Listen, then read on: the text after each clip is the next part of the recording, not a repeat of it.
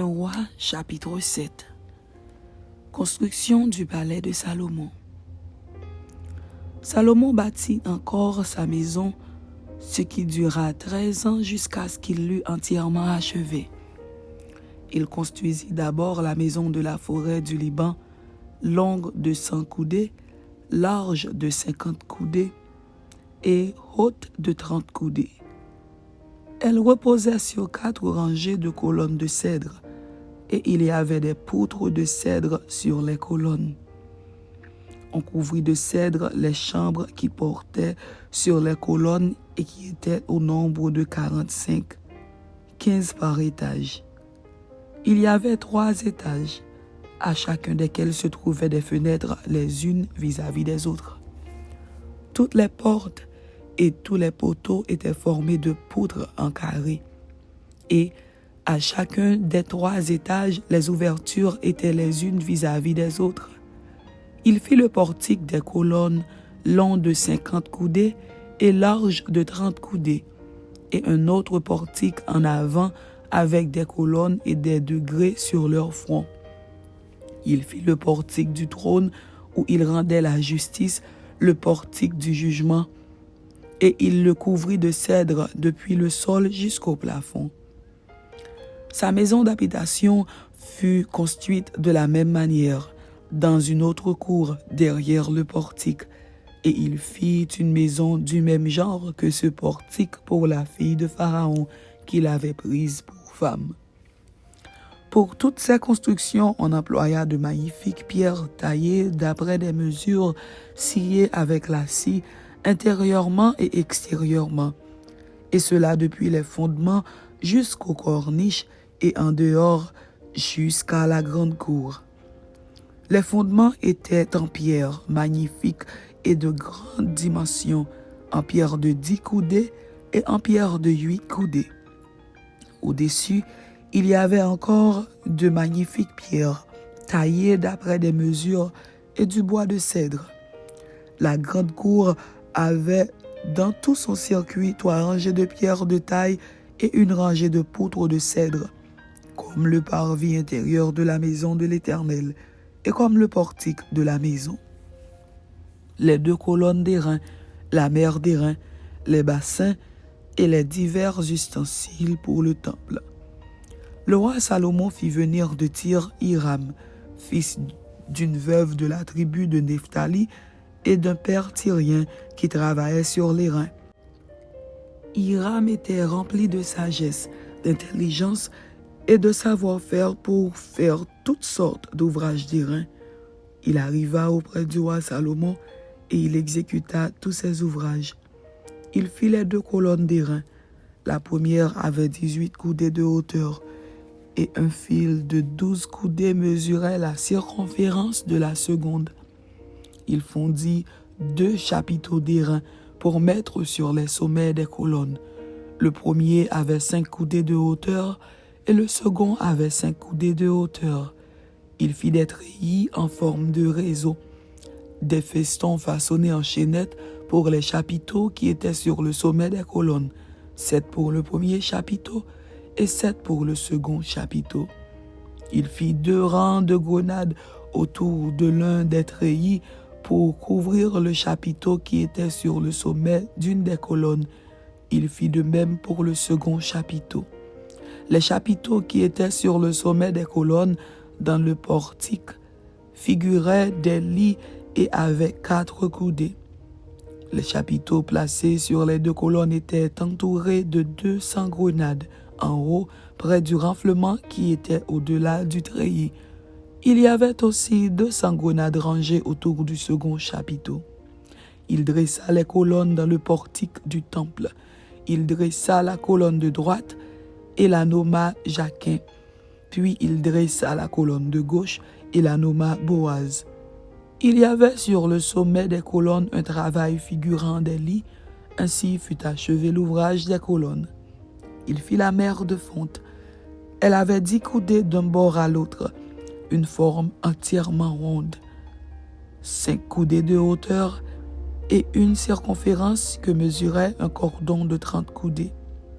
Des coloquintes l'entouraient au-dessous de son bord 10 par coudée, faisant tout le tour de la mer. Les coloquins disposés sur 2 rangs étaient fondus avec elle en une seule pièce. Elle était posée sur 12 bœufs, dont 3 tournés vers le nord, 3 tournés vers l'occident, 3 tournés vers le midi et 3 tournés vers l'orient. La mer était sur eux et toute la partie postérieure de leur corps était en dedans. Son épaisseur était d'un palme et son bord, semblable au bord d'une coupe, était façonné en fleurs de lis. Elle contenait 2000 bases. Il fit les 10 bases d'airain. Chacune avait 4 coudées de longueur, 4 coudées de largeur et 3 coudées de hauteur. Voici en quoi consistaient ces bases. Elles étaient formées de panneaux liés au coin par des montants.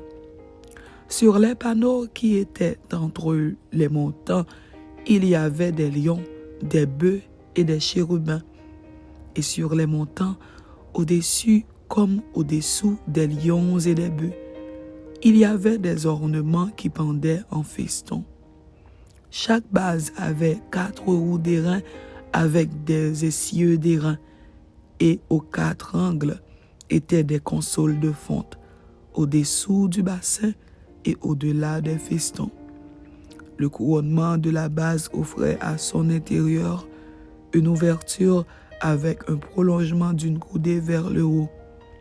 Cette ouverture était ronde, comme pour les ouvrages de ce genre, et elle avait une coudée et demie de largeur. Il s'y trouvait aussi des sculptures. Les panneaux étaient carrés et non arrondis. Les 4 roues étaient sous les panneaux et les essieux des roues fixés à la base. Chacune avait une coudée et demie de hauteur. Les roues étaient faites comme celles d'un char. Leurs essieux, leurs jantes, leurs raies et leurs moyeux, tout était de fonte. Il y avait aux 4 angles de chaque base 4 consoles d'une même pièce que la base. La partie supérieure de la base se terminait par un cercle d'une demi-coudée de hauteur et elle avait ses appuis et ses panneaux de la même pièce. Il grava sur les plaques des appuis et sur les panneaux des chérubins, des lions et des palmes, selon les espaces libres, et des guirlandes tout autour. C'est ainsi qu'il fit les 10 bases. La fonte, la mesure et la forme étaient les mêmes pour toutes. Il fit 10 bassins d'airain. Chaque bassin contenait 40 bases. Chaque bassin avait 4 coudées. Chaque bassin était sur l'une des 10 bases. Il plaça 5 bases sur le côté droit de la maison et 5 bases sur le côté gauche de la maison. Et il plaça la mer du côté droit de la maison au sud-est. Hiram fit les cendriers, les pelles et les coupes. Ainsi Hiram acheva tout l'ouvrage que le roi Salomon lui fit faire pour la maison de l'Éternel. 2 colonnes avec les 2 chapiteaux et leurs bourrelets sur le sommet des colonnes, les 2 treillis pour couvrir les 2 bourrelets des chapiteaux sur le sommet des colonnes, les 400 grenades pour les 2 treillis, 2 rangées de grenades par treillis pour couvrir les 2 bourrelets des chapiteaux sur le sommet des colonnes, et les 10 bases et les 10 bassins sur les bases, la mer et les 12 bœufs sous la mer, les cendriers, les pelles et les coupes. Tous ces ustensiles que le roi Salomon fit faire à Hiram pour la maison de l'Éternel étaient d'airain poli. Le roi les fit fondre dans la plaine du Jourdain dans un sol argileux entre Sukkot et Tsartan. Salomon laissa tous ces ustensiles sans vérifier le poids de l'airain parce qu'ils étaient en très grande quantité. Salomon fit encore tous les autres ustensiles pour la maison de l'Éternel: l'autel d'or, la table d'or sur laquelle on mettait les pains de proposition, les chandeliers d'or pur, 5 à droite et 5 à gauche, devant le sanctuaire, avec les fleurs, les lampes et les mouchettes d'or, les bassins, les couteaux, les coupes, les tasses et les brasiers d'or pur, et les gonds d'or pour la porte de l'intérieur de la maison à l'entrée du lieu très saint, et pour la porte de la maison à l'entrée du temple. Ainsi fut achevé tout l'ouvrage que le roi Salomon fit pour la maison de l'Éternel. Puis il apporta l'argent, l'or et les ustensiles que David, son père, avait consacrés, et il les mit dans les trésors de la maison de l'Éternel.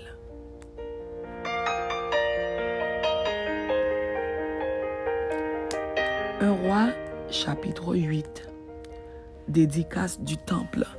Prière de Salomon. Seconde apparition de Dieu à Salomon. Alors le roi Salomon assembla près de lui à Jérusalem les anciens d'Israël et tous les chefs des tribus, les chefs de famille des enfants d'Israël, pour transporter de la cité de David, qui est Sion, l'arche de l'alliance de l'Éternel. Tous les hommes d'Israël se réunirent auprès du roi Salomon au mois d'Étanim, qui est le 7e mois pendant la fête. Lorsque tous les anciens d'Israël furent arrivés, les sacrificateurs portèrent l'arche. Ils transportèrent l'arche de l'Éternel, la tente d'assignation et tous les ustensiles sacrés qui étaient dans la tente. Ce furent les sacrificateurs et les Lévites qui les transportèrent. Le roi Salomon et toute l'assemblée d'Israël convoquée auprès de lui se tinrent devant l'arche. Ils sacrifièrent des brebis et des bœufs qui ne purent être ni comptés ni nombrés à cause de leur multitude. Les sacrificateurs portèrent l'arche de l'alliance de l'Éternel à sa place dans le sanctuaire de la maison, dans le lieu très saint, sous les ailes des chérubins. Car les chérubins avaient les ailes étendues sur la place de l'arche, et ils couvraient l'arche et ses barres par-dessus. On avait donné aux barres une longueur telle que leurs extrémités se voyaient du lieu saint devant le sanctuaire, mais ne se voyaient point du dehors. Elles ont été là jusqu'à ce jour. Il n'y avait dans l'arche que les 2 tables de pierre que Moïse y déposa en Horeb lorsque l'Éternel fit alliance avec les enfants d'Israël à leur sortie du pays d'Égypte. Au moment où les sacrificateurs sortirent du lieu saint, la nuée remplit la maison de l'Éternel. Les sacrificateurs ne purent pas y rester pour faire le service à cause de la nuée, car la gloire de l'Éternel remplissait la maison de l'Éternel. Alors Salomon dit, « L'Éternel veut habiter dans l'obscurité. J'ai bâti une maison qui sera ta demeure, un lieu où tu résideras éternellement. » Le roi tourna son visage et bénit toute l'assemblée d'Israël, et toute l'assemblée d'Israël était debout. Et il dit, « Béni soit l'Éternel, le Dieu d'Israël, qui a parlé de sa bouche à David, mon père, et qui accomplit par sa puissance ce qu'il avait déclaré en disant, « Depuis le jour où j'ai fait sortir d'Égypte mon peuple d'Israël, je n'ai point choisi de ville parmi toutes les tribus d'Israël pour qu'il y fût bâti une maison où résidait mon nom. Mais j'ai choisi David pour qu'il régnât sur mon peuple d'Israël. David, mon père, avait l'intention de bâtir une maison au nom de l'Éternel, le Dieu d'Israël. Et l'Éternel dit à David, mon père, puisque tu as eu l'intention de bâtir une maison à mon nom, tu as bien fait d'avoir eu cette intention. Seulement, ce ne sera pas toi qui bâtiras la maison, mais ce sera ton fils sorti de tes entrailles qui bâtira la maison à mon nom.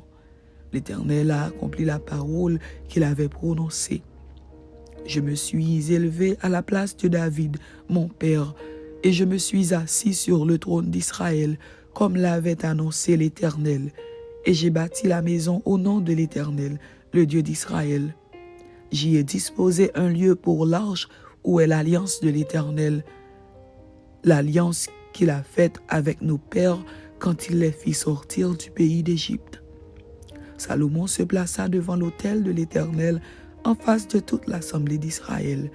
Il étendit ses mains vers le ciel et il dit, Ô Éternel, Dieu d'Israël, il n'y a point de Dieu semblable à toi, ni en haut dans les cieux, ni en bas sur la terre. Tu gardes l'alliance et la miséricorde envers tes serviteurs qui marchent en ta présence de tout leur cœur. Ainsi tu as tenu parole à ton serviteur David, mon père, et ce que tu as déclaré de ta bouche, tu l'as accompli en ce jour par ta puissance. Maintenant, Éternel, Dieu d'Israël, observe la promesse que tu as faite à David, mon père, en disant, « Tu ne manqueras jamais devant moi d'un successeur assis sur le trône d'Israël, pourvu que tes fils prennent garde à leur voie et qu'ils marchent en ma présence comme tu as marché en ma présence. » Oh, qu'elle s'accomplisse, Dieu d'Israël, la promesse que tu as faite à ton serviteur David, mon père. Mais quoi? Dieu habiterait-il véritablement sur la terre? Voici, les cieux et les cieux des cieux ne peuvent te contenir. Combien moins cette maison que je t'ai bâtie. Toutefois, Éternel, mon Dieu, sois attentif à la prière de ton serviteur et à sa supplication. Écoute le cri et la prière que t'adresse aujourd'hui ton serviteur. Que tes yeux soient nuit et jour ouverts sur cette maison, sur le lieu dont tu as dit, là sera mon nom. Écoute la prière que ton serviteur fait en ce lieu. Daigne exaucer la supplication de ton serviteur et de ton peuple d'Israël lorsqu'ils prieront en ce lieu. Exauce du lieu de ta demeure des cieux, exauce et pardonne. Si quelqu'un pêche contre son prochain et qu'on lui impose un serment pour le faire jurer, et s'il vient jurer devant ton autel, dans cette maison, écoute-le des cieux, agis et juge tes serviteurs, condamne le coupable et fais retomber sa conduite sur sa tête, rends justice à l'innocent et traite-le selon son innocence. Quand ton peuple d'Israël sera battu par l'ennemi pour avoir péché contre toi, s'ils reviennent à toi et rendent gloire à ton nom, s'ils t'adressent des prières et des supplications dans cette maison, exauce-les des cieux, pardonne le péché de ton peuple d'Israël et ramène-les dans le pays que tu as donné à leur père. Quand le ciel sera fermé et qu'il n'y aura point de pluie, à cause de leur péché contre toi, s'ils prient dans ce lieu et rendent gloire à ton nom, et s'ils se détournent de leurs péchés parce que tu les auras châtiés, exauce-les des cieux, pardonne le péché de tes serviteurs et de ton peuple d'Israël, à qui tu enseigneras la bonne voie dans laquelle ils doivent marcher, et fais venir la pluie sur la terre que tu as donnée en héritage à ton peuple.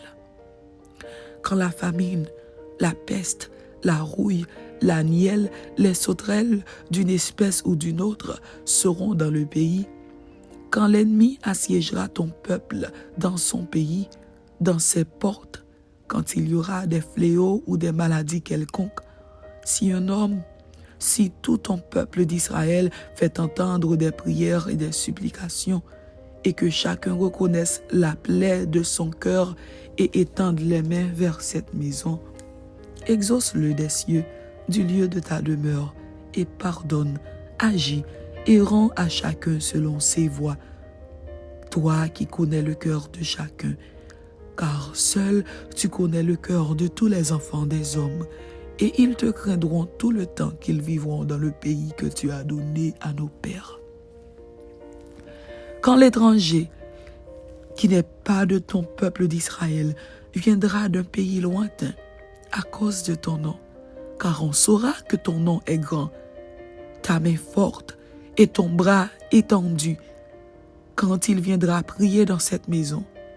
Exauce-le des cieux, du lieu de ta demeure, et accorde à cet étranger tout ce qu'il te demandera, afin que tous les peuples de la terre connaissent ton nom pour te craindre, comme ton peuple d'Israël, et sache que ton nom est invoqué sur cette maison que j'ai bâtie. Quand ton peuple sortira pour combattre son ennemi en suivant la voie que tu lui auras prescrite, S'ils adressent à l'Éternel des prières, les regards tournés vers la ville que tu as choisie et vers la maison que j'ai bâtie à ton nom, exauce des cieux leurs prières et leurs supplications et fais leurs droits. Quand ils pécheront contre toi, car il n'y a point d'homme qui ne pêche, quand tu seras irrité contre eux et que tu les livreras à l'ennemi, qui les emmènera captifs dans un pays ennemi, lointain ou rapproché, s'ils rentrent en eux-mêmes dans le pays où ils seront captifs, s'ils reviennent à toi et t'adressent des supplications dans le pays de ceux qui les ont emmenés, et qu'ils disent « Nous avons péché, nous avons commis des iniquités, nous avons fait le mal », s'ils reviennent à toi de tout leur cœur et de toute leur âme, dans le pays de leurs ennemis qui les ont emmenés captifs, s'ils t'adressent des prières, les regards tournés vers leur pays que tu as donné à leur père, vers la ville que tu as choisie et vers la maison que j'ai bâtie à ton nom, exauce des cieux, du lieu de ta demeure, leurs prières et leurs supplications, et fais leurs droits. Pardonne à ton peuple ses péchés et toutes ses transgressions contre toi. Excite la compassion de ceux qui les retiennent captifs, afin qu'ils aient pitié d'eux. Car ils sont ton peuple et ton héritage, et tu les as fait sortir d'Égypte, du milieu d'une fournaise de fer. Que tes yeux soient ouverts sur la supplication de ton serviteur et sur la supplication de ton peuple d'Israël, pour les exaucer en tout ce qu'ils te demanderont. Car tu les as séparés de tous les autres peuples de la terre pour en faire ton héritage, comme tu l'as déclaré par Moïse, ton serviteur, quand tu fis sortir d'Égypte nos pères, Seigneur éternel. Lorsque Salomon eut achevé d'adresser à l'Éternel toute cette prière et cette supplication, il se leva de devant l'autel de l'Éternel où il était agenouillé, les mains étendues vers le ciel. Debout, il bénit à haute voix toute l'assemblée d'Israël en disant « Béni soit l'Éternel qui a donné du repos à son peuple d'Israël selon toutes ses promesses. De toutes les bonnes paroles qu'il avait prononcées par Moïse, son serviteur, aucune n'est restée sans effet. Que l'Éternel, notre Dieu, soit avec nous, comme il a été avec nos pères, qu'il ne nous abandonne point et ne nous délaisse point, mais qu'il incline nos cœurs vers lui, afin que nous marchions dans toutes ses voies et que nous observions ses commandements, ses lois et ses ordonnances qu'il a prescrits à nos pères.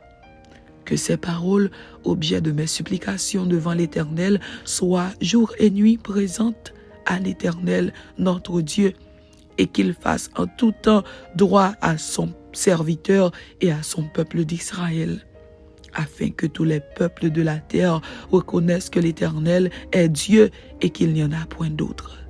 Que votre cœur soit tout à l'Éternel, notre Dieu, comme il l'est aujourd'hui, pour suivre ses lois et pour observer ses commandements.